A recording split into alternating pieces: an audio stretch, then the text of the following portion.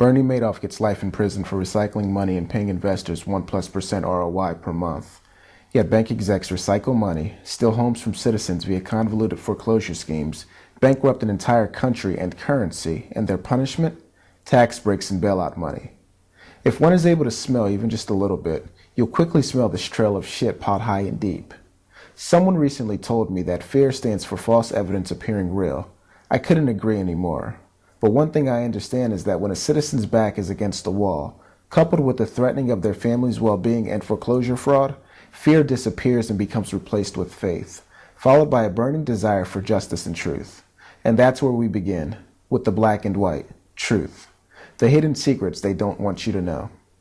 Hi, my name is Rick Houghton, and welcome to my video series of the 7 secrets to determining if you're a victim of foreclosure fraud. Secrets that banks don't want you to know about. Secret number 1, the pretender lender. Here's the thing. If you acquired a mortgage within the last 8 to 10 years, understand, just as slaves were bought and sold for money from the 1600s until the 1900s, your mortgage too over the last 8 to 10 years has been bought and sold for money as well. I use that as a reference and break it down like division so that you'll come away with a strong understanding of the facts. Because it is the facts and only the facts that one must stand on in order to win their life back. Home. Servicer versus lender. A servicer is someone who services a loan. A lender is someone who is the lender of a loan. Please remember this fact. For as we journey deeper down this rabbit hole and unmask these villains, this distinction will make more sense. In the example you are viewing at the bottom in red, you will notice that the word debt collector appears. As I've stated before, there are a lot of wolves in sheep clothing. Let's expose this hidden secret for what it really means. In a Google search of the word debt collector, you'll first notice that the word does not exist. Yet again, the wolf is hiding as a sheep, under the word collection agency. This is what comes up when typing debt collector in a dictionary search. As you'll clearly see, your newfound servicer is a collection agency, i.e. debt collector, pretender lender. But wait, there's more. To go a step further and enter in a Google search on how to start a collection agency, you'll discover the following instructions referenced below. 1. Set up an office. 2. Acquire a computer and a telephone. 3. Start collecting money via payment and harassing calls. Starting to sound a little familiar? But if you look on to the next line, a hidden secret lies right in front of your eyes. Fair Credit Debt Collection Practices Act, also known as the Consumer Protection Act, specifically U.S. Title 15, Section 1692. I'll uncover this hidden secret even more in the next video, but just understand this one point. Validation and documentation beat conversation. A pretender lender, i.e. debt collector or servicer, cannot ever validate nor manufacture documentation and get away with it, unless you say nothing and allow them to get away with it. Again, they count on your ignorance in order to conceal this scheme. Secret number 2, the loan modification, the wolf in sheep clothing. A collection agency, debt collector, servicer cannot change the state of something they never owned to begin with. It is physically impossible. That is, unless your eyes are shut and your mouth is closed. Again, this fraud scheme can only work if you are ignorant to the facts.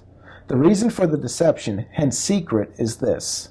A loan modification binds you, the homeowner, to a new contract, to a new term and agreement that upon being breached gives the pretender lender debt validation and documentation. This is something they never had before. Here are the hard facts. Approximately 38 companies participate in loan mods. As of December 2010, banks extended 400,000 loan mods to 2.7 million eligible borrowers. That's 14.8%. 6% went to Wells Fargo, while 4% went to Bank of America. That's atrocious. See, the loan process is this. You decide to buy a house and the lender issues you a loan. Before you even sign its settlement, the loan is packaged with thousands of other loans and sold on the secondary market to Wall Street, backed as an asset-backed security.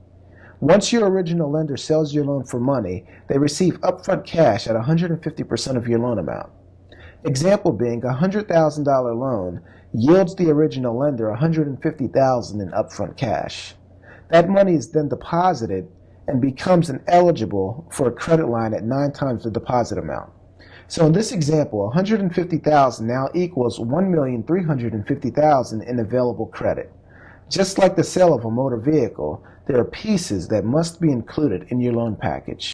Example being a manual, title, terms and conditions, etc. I think you get the point. Now, how does this relate to the modification fraud scam? We're almost there. See, when your loan is sold, everything must go with it, meaning all validation and documentation. If it's been sold to Wall Street, which 85% of all loans over the last 8 years have been, your loan validation and documentation, example, note, deed of trust, warranty deed, are no more. Let me say this again. If your loan has been sold within the last 8 years and is now being handled by a debt collector, servicer, then your loan documents no longer exist. Why? Because of secret number 3, securitization. Now, before I get into securitization, explaining what it is, how it works, and showing you for free how to conduct your own search, locating your securitized loan on SEC website, a secret, mind you, that outsiders and professionals charging upwards of $6,000 to do, let me first bring closure to the hidden secret fraud of the loan modification. Understand this. Once your loan becomes securitized, meaning sold to Wall Street and placed in an REMIC trust, it becomes void. Yes, I said it, void. The original lender does what's called a tax profit and loss business write-off and receives benefits from the IRS in the form of tax credits. Once these credit deductions are accepted, your lender disappears forever. Now for the wolf in sheep clothing. The pretender lender, debt collector, now appears, masquerading as the original lender, and attempts to collect the debt. Mind you, a payment to them acknowledges that you owe. To qualify for a modification, you must first be 90 days in default. Next, you request or they offer a modification for a lower payment. Now here's what you don't see. Behind the scenes, you send in new documentation with a newly signed agreement. The pretender lender stalls and attempts to negotiate and get back your original loan from Wall Street.